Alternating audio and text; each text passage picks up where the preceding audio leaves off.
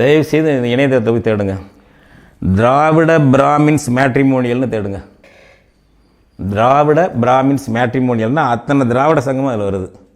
புதூர் திராவிட பிராமண சங்கம்னு சென்னையில் பதிவு பண்ணியிருக்காங்க. பிராமணர்களுக்கு தான் திராவிடர்னு பேர். இப்போ இங்கே ஒரு மயிலாப்பூர் கல்லூரியில் வந்து சமஸ்கிருத கல்லூரியில் இருந்து இப்போ ஓய்வு பெற்றார் நினைக்கிறேன், மணி திராவிடர்னு ஒருத்தர் பிராமின் தான் அவர். அவரை போய் நம்ம தோழர்களை விட்டு நேர்காணல் பண்ணி சொல்லி பேசணும். அவர் சொன்னார், நாங்கள் எங்கள் குடும்ப பேரும் திராவிடன்னு சேர்த்துக்கோம், நாங்கள் எங்கள் அடையாள பேர் அதுதான் திராவிட.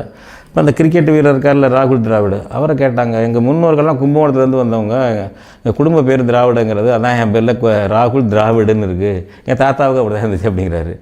திராவிட என்பதை பயன்படுத்தியவர்கள் தென்னாட்டிலே வந்த பிராமணர்கள் மட்டும்தான். தமிழர்கள் அதை ஒரு காலத்தில் ஏற்கவே இல்லை, அதை பற்றி சட்டம் பண்ணவும் இல்லை.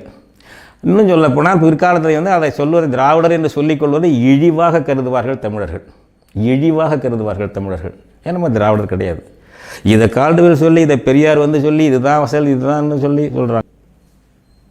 அவங்க பிராமணர்கள் ஆரியர்கள் வச்சுக்கிட்ட ஒரு பேர் அது, தெற்க வந்தவனுக்கு. அவங்களுக்கு பேர் பஞ்ச திராவிடாஸ்.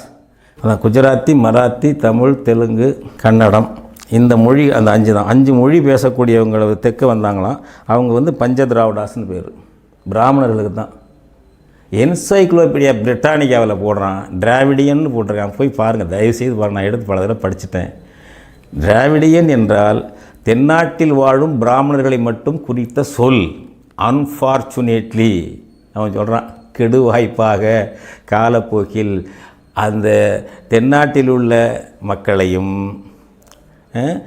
இலங்கையின் வடக்கே உள்ள மக்களையும் குறிப்பதற்கு இந்த சொல் பயன்படுத்தப்படுகிறது அப்படின்னு போடுறான். என்சைக்ளோபீடியா பிரித்தானிய கலைக்களஞ்சியத்தில் எல்லாம் தெரிஞ்ச செய்தி இது. இது சில பேர் சூழ்ச்சியாக தமிழ் அடையாளத்தை, தமிழன் அடையாளத்தை மறைக்கணும் என்று திட்டமிட்டு செய்கிறார்கள்.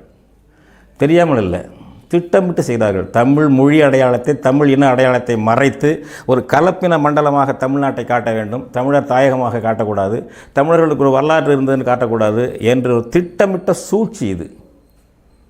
இந்த அயலார் சூழ்ச்சி இது. ஆரிய சூழ்ச்சி இதில் இருக்குது, மற்ற அயலார் சூழ்ச்சியும் இருக்குது. இங்கே உள்ள ஆட்கள் இந்த வந்து இது திராவிட மாயையில் சிக்கிக்கொண்ட தமிழர்களும் அதை ஏற்றுக்கொண்டு பேசி கொண்டிருக்கிறார்கள்.